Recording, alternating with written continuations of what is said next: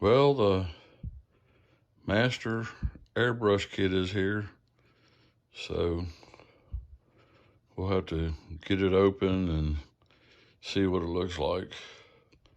I also had a few models arrive too with it.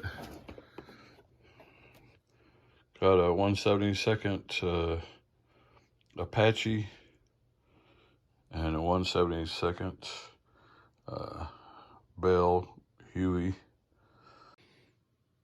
Well, initial testing, this thing is awesome. All I did was plug it up and blew air through it. I didn't even put any water in the airbrush. I just wanted to check the sound. This thing's so quiet.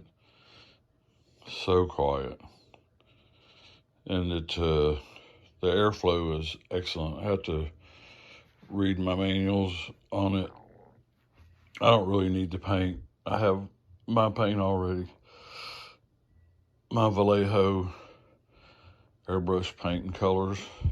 Plus I also have cheap Wally World acrylic, which basically that's what that is just the cheap Wally World type acrylic paint. This thing's gonna be awesome, I believe. I'll shoot some more videos later.